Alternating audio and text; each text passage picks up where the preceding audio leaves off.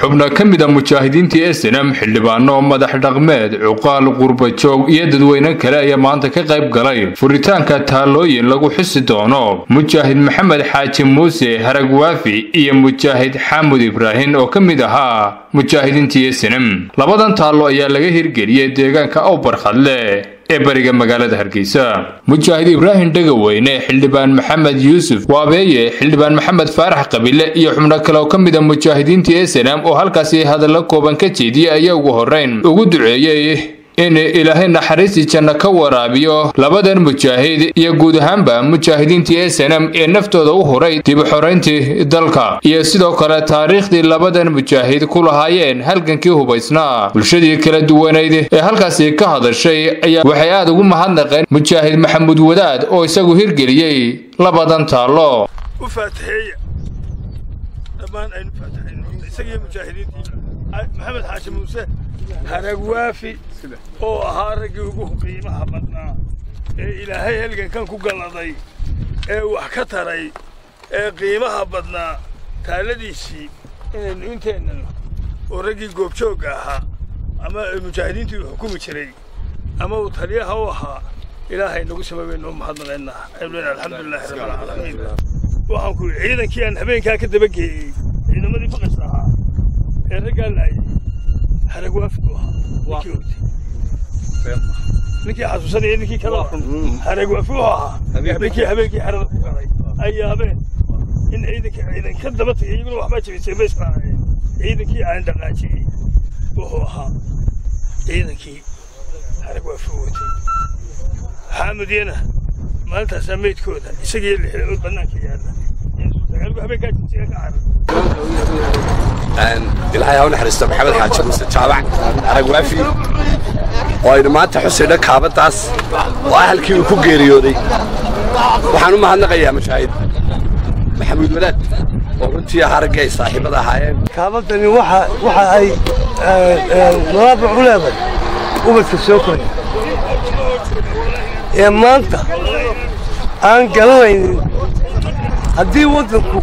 uu taariikh beelo wuu lumaya waxaynu isku dayna haddii la yidhaahdo inuu taariikhda dalka noqono cid ma muuqato cid ma dhaafto taariikhda taaladan xusun baynu uga jeednaa nimankii mujaahidiinta ahaa ee SNM ee halgankaa waddanka maanta xornimada aynu joogno ku dhintay ee dhiigooda u soo shubay maalin rabdaan baynu joognaa 10kii dambeeyaynu joognaa dhammaantood mid wax yar qabtay iyo mid wax badan qabtayba ilaahay waxaynu uga baryaynaa in ilaahay jannatu firdawso ku macsuumo mujaahid maxamuud oo raggii dhalinyarada ahaa aanu qaaxay isku barannay anagu aan meel wada joognay ahaa maxamuud wadaad in aad iyo aad baan ugu mahadnaqayaa ilaahay khayr ha siiyo ilaahay waxaan leeyahay wixii aad qabatay ilaahay bedelkooda oo khayr ha ku siiyo maxamed xaaji muuse wuxuu dhashay 1900 markaan dib ugu noqonay taariikhdiisii 1944 waxaanu ku dhashay magaalada la yiraahdo Gudubi oo degmo ka mid ah deegaanka Oodweyne ka mid ah wuxuu galay tababarka commandosta ayuu ka mid noqday ciidamadii commandosta ugu horeeyay Soomaaliya ayuu ka mid noqday 74 buu ka mid noqday isagu SNM wixii shaqaynayay way kala hawl badnaayeen way u dadaal badnaayeen mudakarkii koobaad buu ahaa taariikhda waxa weeyaan ninkan lagu yiraahdo xaamud ee mujaahidka iyo mujaahidkii ka horeeyaynu soo furnay ee haragwaafi labadaba waxaan ahaa dadkii la soo shaqeeyay raggii guulaha ka qayb qaatay ee waxaynu haysanaa inay wax tari karaan na tusaybo ilaahay isagii iyo mujaahidka kale la dhimatay maalintaaba ilaahay dibigooda dhaaf ilaahay wax toobada waafajiyo in ilaahay jannada firdawsa geeyo kaas ilaahay weydiiyay waxay muujinaysaa isagii iyo mujaahidiintii kaleba xusuus bay keenaysaa anigu faysalaha waxa ka mid ah mujaahidiintii maalinta meesha maraysay gabagabadii waxa halkaas ka hadlay mujaahid maxamuud wadaad oo isagu dhisay labadan taalo ayay message u tahay waxaana weeye in taaladan ay daaran tahay ciddii wala halkaas oo markaaba in ay xasuusato shuhaadadii mujaahidiintii u soo dagaalamtay oo ay u faataxayso oo ay u ducayso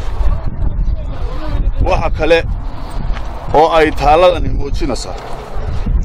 tan oo keliya maaha qaar kale oo badanna waa ku tala jirnaa haddii